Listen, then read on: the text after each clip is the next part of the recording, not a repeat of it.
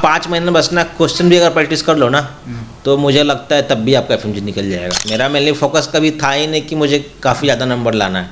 मैं बस इतना सोचता था कि मेरे 50+ आ जाए, 50% आ जाए। 6 साल कॉलेज में जो पढ़ा है वही मेरे कॉलेज से क्वेश्चन बन के आ रहे हैं। कुछ क्वेश्चन तो ऐसे थे जो मैं कॉलेज के एग्जाम में दिया हूँ। मैं क्वेश्चन प्रैक्टिस डेली किया करता था, चाहे जितना भी हो क्वेश्चन प्रैक्टिस करना ही करना है। दिमाग को आदत हो गई थी कि नहीं 50% तो आ ही जाएंगे मिनिमम, उससे कम तो आएंगे नहीं। मेरे हर टेस्ट में 50% से एवं मार्क्स आ रहे थे। ये मेरे लिए काफ़ी हेल्पफुल रहा कि आगे, क्योंकि मैं जब फाइनल एग्जाम में जब देने बैठा एफएमजी का, तो मुझे लगभग क्वेश्चन उसके सेम ही मिल रहे थे मिस्ट के अपने कोचिंग की तरह। देखिए अभी मेरी मौजूदगी बिहार तेज कवर के स्टूडियो में है और मेरे साथ जिनको देख रहे हैं डॉक्टर शिवम कुमार हैं। ग्रेजुएट एग्जामिनेशन का इन्होंने क्लियर किया है एग्ज़ाम। तो हम इनसे काफ़ी सारे सवालों का जवाब जानेंगे कि इन्होंने कैसे इतने कम समय में फर्स्ट अटेम्प्ट में इन्होंने इस एग्ज़ाम को क्लियर किया है और इनका स्ट्रेटेजी क्या रहा है। तो तमाम टॉपिक्स के ऊपर हम इनसे चर्चा करेंगे। तो शिवम जी, सबसे पहले आपका बहुत बहुत शुक्रिया जो कि बिहार तेज खबर के स्टूडियो में आप आए हैं। हम जानना चाहेंगे कि आपने एफएमजी का एग्ज़ाम फर्स्ट अटेम्प्ट में ही कैसे क्लियर किया। मेरा ये था कि लास्ट 5 मंथ में कॉलेज से पास आउट होने के बाद मैंने कहीं बिजी नहीं रहा, अपने आप को रखा। बस 5 महीने अपने आप को पूरा फोकस रखा एग्जाम के ऊपर कि और कुछ नहीं करना है बस। क्योंकि मुझे पता था कि पूरे 19 सब्जेक्ट हैं और इनको कवर करना आसान नहीं था मेरे लिए। तो मेनली मैंने पहले मेन सब्जेक्ट पर फोकस किया और कुछ सब्जेक्ट मैंने अपने रसिया से कंप्लीट करके आया था कॉलेज में। और कॉलेज का भी ऐसा था कि इसमें रोल रहा क्योंकि काफ़ी सब्जेक्ट उसकी वजह से अच्छे हो गए कॉलेज की वजह से। और यहाँ 5 महीने में मैंने और कोई छुट्टियाँ भी नहीं ली हैं। बस एक दिन वीक में घर जाता था क्योंकि मुझे अपना हॉबी मेरा है खेती करना, मुझे जो काफ़ी पसंद है। तो मैं वो भी कर रहा था साथ में। खेती करने के साथ साथ आपने इस एग्ज़ाम को क्लियर किया वही फर्स्ट अटेम्प्ट में। हमने देखा है कि काफ़ी सारे ऐसे बच्चे हैं जो कि मेडिकल की डिग्री लेकर आते हैं और अटेम्प्ट्स पे अटेम्प्ट्स मतलब एग्ज़ाम देते जाते बट वो क्लियर नहीं कर पा रहे हैं। तो आखिर आपने कहाँ से कोचिंग लिया, आपने कैसे पढ़ा, थोड़ा सा बताइए। कितने घंटे आपने दिन में पढ़े, रात में कितने घंटे पढ़े, तो कैसे आपने किया। और साथ में बोल रहे कि आपने खेती भी किया, तो इसको कैसे आपने मैनेज किया। मैंने कोचिंग पहले तो मैंने कोचिंग डिसाइड कर लिया था अपने सीनियर से पूछ के मुझे कौन सी कोचिंग लेनी है।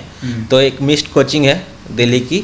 मैंने उस कोचिंग से अपनी बात की कि मुझे लेना है एडमिशन, कैसे क्या करना है ये सब। और उन्होंने अपना सारा बुक भेज दिया उन्हें कि ये बुक से पढ़ना है। और उनकी लाइव क्लासेस चलती थी जो कि मैं करता था डेली। और वो मेनली उनके ग्रैंड टेस्ट होते थे और टेस्ट होते रहते थे, तो वो मैं रेगुलर देते रहा। तो मुझे इससे विश्वास हो गया था कि मेरे हर टेस्ट में 50% से एवं मार्क्स आ रहे थे। ये मेरे लिए काफ़ी हेल्पफुल रहा कि आगे, क्योंकि मैं जब फाइनल एग्जाम में जब देने बैठा एफएमजी का, तो मुझे लगभग क्वेश्चन उसके सेम ही मिल रहे थे मिस्ट के अपने कोचिंग की तरह। और क्वेश्चन भी सेम थे और प्रैक्टिस और इतनी दिमाग को आदत हो गई थी कि नहीं 50% तो आ ही जाएंगे मिनिमम, उससे कम तो आएंगे नहीं। बस ये फ़ायदा है टेस्ट देने का। मतलब कि हम देखते हैं कि काफ़ी सारे ऐसे जो फॉरेन मेडिकल एग्जामिनेशन होता है, ग्रेजुएट एग्जामिनेशन होता है, इसके लिए लोग दिन रात मतलब कि कहें तो 18 घंटे 20 घंटे मतलब लगे रहते हैं, तैयारी रट्टा मार रहे हैं पूरे एकदम किताब पे किताब मतलब पढ़े जा रहे हैं, फिर भी वो नहीं निकाल पाते हैं। तो इसमें जो कॉलेज में जो स्टडी होती है और जो अब आके हम इस चीज़ को जब रिकॉल करते हैं तो दोनों में डिफरेंस क्या होता है, काम कौन ज़्यादा देता है, कॉलेज वाला या देखिए नहीं, कॉलेज का बेस तो होना ज़रूरी है। कॉलेज क्या है कि हमें बैठना सिखाता है कि आपको 17-18 घंटे पढ़ने पड़ेंगे। कॉलेज में भी ऐसा ही होता है। अगर आपको कॉलेज के जो एग्ज़ाम है, जैसे कि हमारे कॉलेज में सर्जरी हो गया, थेरेपी हो गया, उसके एग्ज़ाम पास करने के लिए भी हम लोग कम से कम 9 से 10 दिन बैठते थे, 12-13 घंटे, तब जाके वो सब्जेक्ट हमारा क्लियर होता था। तो सेम यहाँ भी वही प्रोसेस किया मैंने, क्योंकि यहाँ था कि 90 सब्जेक्ट ख़त्म करने थे। तो 90 सब्जेक्ट करने के लिए लास्ट मैंने 5 महीने की तैयारी में मैंने फर्स्ट 3 मंथ मैंने 12 घंटे पढ़े होंगे, 12-13 घंटे, क्योंकि 10 घंटे तो क्लास ही चलते थे। और मेनली मैं वो 2x पर ही सुनता था, 1.5x ऐसा कुछ था। और फिर मैं क्वेश्चन प्रैक्टिस डेली किया करता था, चाहे जितना भी हो क्वेश्चन प्रैक्टिस करना ही करना है। इसके अलावा मैंने कुछ एक्स्ट्रा नहीं करने कोई गया। मॉक टेक्स्ट वगैरह मतलब जो नहीं नहीं होता है नहीं, कुछ online? ऑनलाइन और कोई टेस्ट नहीं, कोचिंग का जो टेस्ट था बस वही करते गया मैं, बस। एक्स्ट्रा कहीं कुछ देखने नहीं गया, क्योंकि सीनियर ने मुझे बताया था अपना कि बस एक जगह कंसंट्रेट रखना, और इतना टाइम भी नहीं होता था हमारे पास कि और भी कुछ एक्स्ट्रा करने जाए। बिल्कुल। हाँ हमको जहाँ तक पता है कि ये 300 मार्क्स का शायद एग्जाम होता है, 2 पाली में, 2 हाँ। सीटिंग में होता है। तो इसमें कितना नंबर लाना पड़ता है तब जाके आप क्वालिफाई? इसमें ऐसा है ना कि आप 300 नंबर में से आपको 150 नंबर लाने हैं, वो आपके टोटल सेशन में से आने चाहिए। मतलब दो पाली में आपका एग्जाम हुए हैं, तो दोनों सेशन के जोड़ के आने चाहिए, जरूरी नहीं कि एक ही में, मतलब दोनों में से आपको 150 आ जाने चाहिए कम से कम। दोनों सेशन को जोड़ के आपको 150 नंबर लाने हैं। इसमें कोई नेगेटिव मार्क्सिंग? नहीं, इसमें कोई नेगेटिव मार्किंग नहीं है, बस आपको पेपर में पॉजिटिव सोच के ही लगाना है टिक, क्योंकि वहाँ आपके ना जितने भी ऑप्शन है ना सब सेम है, मतलब आपको इनकरेक्ट दिखेगा ही नहीं कौन सा गलत है, एकदम इक्वल लगते हैं सारे आंसर, तो बस आपको। अच्छा, एक चीज़ ये बताइए, आपने फर्स्ट अटेम्प्ट में ही आपने इस चीज़ को क्लियर किया, इस एग्ज़ाम को क्लियर किया। काफ़ी लोग मतलब नर्वस होते हैं जब एग्ज़ाम सेंटर के अंदर जाते हैं, तो उनके माइंड में बहुत सारे चीज़ चलते रहता है, वो नर्वस हो जाते हैं। तो इस चीज़ पे आपने कैसे कंट्रोल किया कि कंसंट्रेशन एकदम एग्ज़ाम जो क्वेश्चन आ रहा है उसी पे एकदम कॉन्सेंट्रेट रहना है? देखिए, ये तो ऐसा होता है एग्ज़ाम के टाइम, क्योंकि सबके क्योंकि किसी को ऐसा नहीं होता है पहले कि हाँ मैं बहुत अच्छा हूँ इस सब्जेक्ट में। जब मैं जब एग्ज़ाम दे रहा था तो मेरे स्टार्टिंग के 50 क्वेश्चन ऐसे थे जो मेरे को लग ही नहीं रहे थे मैं कभी पढ़ा हूँ या कहीं देखा हूँ, बस ये था कि हाँ कुछ तो टॉपिक का है, ऐसा जा रहा था मेरा, बट मैं टिक लगाते जा रहा था अपने हिसाब से। और लेकिन मैं ये सोच के रखा था कि अगर ये मेरे 50 स्टार्टिंग के खराब गए हैं तो अगला मैं कामन को ख़राब नहीं होने दूंगा, कामन को अच्छा करूंगा। अगर कामनवा ख़राब होगा तो मैं उसका बावनवा अच्छा करूंगा। बस ये पॉजिटिव थिंकिंग में लेके चला कि नहीं अगला उससे अच्छा कर दूंगा। मैं उससे डिप्रेस नहीं हुआ कि मेरे पिछले क्वेश्चन कोई ख़राब गए हैं, ठीक है कुछ क्वेश्चन मेरे हो सकते हैं ये मेरे 50 नहीं आ रहे हो, अगले में 250 सही कर लूँगा, मैं ये सोच के चला। अच्छा, उन लोगों को क्या कहना चाहिए जो लोग अटेम्प्ट देते जा रहे हैं बट उनका निकल नहीं रहा है? तो थोड़ा सा अपना स्ट्रेटजी बता दीजिए कि आपने कैसे तैयारी किया, कैसे क्वेश्चन को रिवाइज किया, या फिर आपने कैसे उसको अपने माइंड में रिकॉल किया। थोड़ा सा इसके बारे में। मैं रियलिटी बताऊं तो मैं कुछ ज़्यादा इसमें कुछ मेहनत करने नहीं गया था, क्योंकि मैं ये सोच के उतरा ही नहीं था कि मेरा नहीं होगा ऐसा कुछ।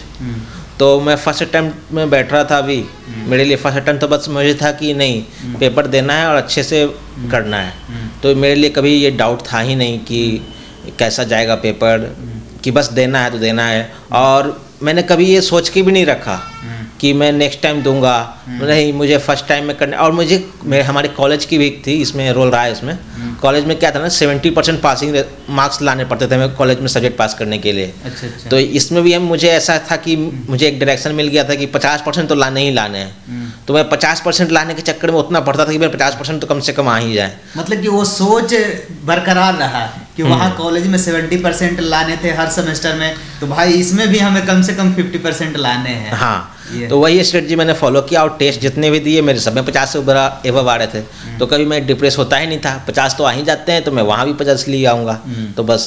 और फिर मैं जब एग्ज़ाम दिया तो मेरे आ भी गए 50% से वो। बिल्कुल। तो अब तो आप डॉक्टर बन चुके हैं, तो क्या लगता है कि अब आप एक एग्ज़ाम क्वालिफाई करने के बाद अब कहाँ पे ज्वाइन करने वाले हैं, या फिर क्या कुछ आगे होने वाला है? अभी तो हमारा इंटर्नशिप होगा 1 साल का। अच्छा। लेकिन अभी इसमें काफ़ी टाइम है, अभी तो रिजल्ट आया है, अभी फिर कुछ दिन अभी हमारा स्कोर कार्ड आएगा, फिर हमें दिल्ली से बुलाया जाएगा कि दिल्ली आना है, फिर वहाँ कुछ प्रोसेस होगा, अपना सा जो फॉरेन से पास किए उसका डिग्री लेके आए हैं। अच्छा, उसको वहाँ पर सबमिट वेरीफाइड किया जाएगा, फिर वो उसके बाद उसका अगला प्रोसेस फिर अपने स्टेट में स्टार्ट होगा बिहार में मेरा, कि कैसे कहाँ लोग अलाउट करते हैं इंटर्नशिप के लिए। अच्छा, पहले 1 साल के लिए आप लोगों को भारत सरकार मतलब सेंट्रल गवर्नमेंट द्वारा इंटर्नशिप कराया जाएगा, उसके बाद आपको अस्थायी तौर पे कहीं ज्वाइनिंग दिया जाएगा। हाँ, वो उनका आगे का प्रोसेस है कि कैसे वो करवाते हैं। हाँ, लेकिन अभी तो फिलहाल है कि 1 साल हमें इंटर्नशिप करना है। अच्छा, ये बताइए कि फॉरेन यूनिवर्सिटी से जैसे कि आप रसिया से पढ़कर आए हैं, लगभग 5-6 सालों के 5-6 साल 6 साल रसिया का 6 साल रहकर आप आए हैं, तो वहाँ की पढ़ाई में और यहाँ की पढ़ाई में, हमारे कंट्री की पढ़ाई में, दोनों में डिफरेंस क्या होता है? डिफरेंस तो मुझे नहीं लगता कुछ ज़्यादा है। इंडिया का मुझे कोई खास आइडिया तो नहीं है, बट क्योंकि हमारी जितनी भी एग्ज़ाम थी ना वहाँ सब वाइवा थी। तो वाइवा में क्या है कि आपको पूरे आपके एक नोट्स तैयार होने चाहिए कि हम नहीं ये चीज़ मुझे पढ़ के जाना है, वाइवा मुझे पास करना है, बस हमें इतना सा मतलब होता था। और प्रैक्टिकल की बात करें तो प्रैक्टिकल वहाँ मुश्किल हमें इसलिए होता है ना क्योंकि हमें रशियन बोलना पड़ता है वहाँ। अच्छा। और स्टार्टिंग के 2 से 3 साल लगे थे हमें रशियन सीखने में। अच्छा, आपने रशियन भी सीखा? हाँ, नहीं यूनिवर्सिटी नहीं सिखाया, अपने सेशन के साथ वो कंपलसरी था। और डॉक्टर्स जो भी होते हैं हॉस्पिटल में वो भी जरूरी नहीं कि सबको इंग्लिश आए ही, तो हमें ज़्यादातर फोकस अपने रशियन लैंग्वेज पर करना पड़ा। और इसलिए हमारी प्रैक्टिकल इंडिया की तुलना में कम हो जाती है। लेकिन मैं अपने कॉलेज की बात बताऊं, मेरे कॉलेज में ऐसा हमें कभी नहीं लगा कि हम लोग प्रैक्टिकल मेरी ख़राब जा रही है, क्योंकि हमारे डॉक्टर जितने भी थे वहाँ हम पर काफ़ी सपोर्ट करते थे और सिखाने की कोशिश करते थे। कुछ न कुछ वहाँ का अनुभव आपको यहाँ के एग्जाम्स में काम किए हैं। मुझे लास्ट में तो ऐसा लग रहा था कि मैं 5 महीने क्या पढ़ा हूँ मुझे ये पता नहीं चल रहा, लेकिन हाँ जो मैंने 6 साल कॉलेज में जो पढ़ा है वही मेरे कॉलेज से क्वेश्चन बन के आ रहे हैं। कुछ क्वेश्चन तो ऐसे थे जो मैं कॉलेज के एग्जाम में दिया हूँ, ऐसे क्वेश्चन थे। जो बच्चे मान ले जाए कि ये डिग्री कंप्लीट कर लेते हैं, डिग्री कंप्लीट करने के बाद अब उनको होता है कि अब कैसे मेरा एग्ज़ाम निकला, क्योंकि जब तक आप ये FMG का एग्ज़ाम नहीं निकालते तब तक तो आप इंडियन गवर्नमेंट के लिए आप डॉक्टर हैं नहीं, तो आपको FMG एग्ज़ाम क्लियर करना पड़ेगा। तो अब डिग्री लेने के बाद वो लोग सोचते हैं अब इसको हम कैसे निकालें, कैसे प्रिपेयर करें कि इसको कम समय में निकाल लें। जो काम आपने करके दिखाया, आपने फर्स्ट अटेम्प्ट में ही इस एग्ज़ाम को क्लियर करके दिखाया। लगभग आपको इसमें कितने मार्क्स मिले हैं? मेरे आए हैं 168 मार्क्स आए हैं। 150 आना चाहिए, मतलब मिनिमम 150 है, मिनिमम होना चाहिए, लेकिन आपने 160 लाया। अच्छा, 168 मतलब कि ऐसे है कि ठीक मार्क्स है, खराब भी नहीं है। क्योंकि देखो आप 150 भी अगर आप ला रहे हो तो काफ़ी आप अच्छे बच्चे हो, और जो 200 भी ला रहे हो तो और भी काफ़ी अच्छे है। तो मेरा मेनली फोकस कभी था ही नहीं कि मुझे काफ़ी ज़्यादा नंबर लाना है। मैं बस इतना सोचता था कि मेरे 50+ आ जाए, 50% आ जाए, और मैं शायद उसको फॉलो किया, इसलिए सिर्फ मेरे 50% से ज़्यादा आ गए। अच्छा, ये बताइए कि बहुत सारे ऐसे बच्चे थे जिनको वो क्वालिफाई नहीं कर पाए इस बार एग्ज़ाम में, तो कैसे वो तैयारी करें कि नेक्स्ट एग्ज़ाम जब आए उनका तो क्वालिफाई कर जाए? मेरे हिसाब से तो उनको बस ये करना चाहिए कि अपने आप को ना कहीं बांध के नहीं रखना चाहिए पूरी तरह, थोड़ा अपना पैशन को भी फॉलो, अपना हॉबी जो उसको भी साथ में करना चाहिए। जैसे मैंने अपना खेती का हॉबी है मुझे, तो मैंने उसे साथ में किया, तो उनको भी ऐसा ही करना चाहिए कि अगर आप कहीं दोस्त के साथ मिल रहे हो, दोस्तों के साथ बैठो थोड़ा, क्योंकि दोस्त के साथ बैठने से क्या होता है ना कि आपका थोड़ा माइंड फ्रेश होता है। और कहीं घर चले जाओ, अगर आपको कुछ टाइम लग रहा है, अगर आपको पढ़ने की इच्छा ना हो रहा हो, अब या कहीं घूम आओ, फिर से स्टार्ट कर लो, बस ऐसा ही करना है। और GT आपको जरूर देना है, क्वेश्चन सॉल्व डेली करना है, और GT के मार्क्स जो है ना आपके दिमाग में बैठने लगते धीरे, और फिर वही क्वेश्चन आपको डायरेक्ट दिखते हैं वहाँ जो आप सॉल्व कर रहे हो ना, डायरेक्ट क्वेश्चन फिर वही दिखने लगते हैं एग्जाम में भी। बस क्वेश्चन थोड़ा प्रोसेस उनका अलग होता है लिखने का, मतलब कि ये लाइन अलग है थोड़ा, लेकिन कहानी वही होती है। तो आपको मिल आपको कहानी पता चल जाता है कि हो क्या रहा है। तो आप 5 महीने बस ना क्वेश्चन भी अगर प्रैक्टिस कर लो ना, तो मुझे लगता है तब भी आपका FMG निकल जाएगा। बिल्कुल। चलिए, आपसे बात करके अच्छा लगा। हालांकि हम एक लॉन्ग वीडियो इनके साथ एक अच्छा पॉडकास्ट लेकर आएंगे जिसमें सारी चीज़ों का जानकारी आप लोगों को बताएंगे कि इनका जर्नी कैसे स्टार्ट हुआ, कैसे इन्होंने एंट्रेंस एग्ज़ाम पास किए रसिया का, फिर वहाँ जाके एडमिशन लिए, फिर उन्होंने 6 सालों तक कैसे पढ़ाई की, किस यूनिवर्सिटी से इन्होंने पढ़ाई की, क्या क्या परेशानियाँ आई, तो पूरा डिटेल्स हम इनका लेकर आएंगे बहुत जल्द ही। फिलहाल हम चर्चा कर रहे थे FMG एग्जाम, जो हाल फिलहाल में जो FMG का रिजल्ट आया, फॉरेन मेडिकल ग्रेजुएट एग्जामिनेशन का जो रिजल्ट आया उसके ऊपर चर्चा कर रहे थे। इन्होंने फर्स्ट अटेम्प्ट में ही एग्जाम को क्वालिफाई किए और ये डॉक्टर बन चुके हैं। तो चलिए मिलते हैं नेक्स्ट वीडियो में, तब तक के लिए जय हिंद।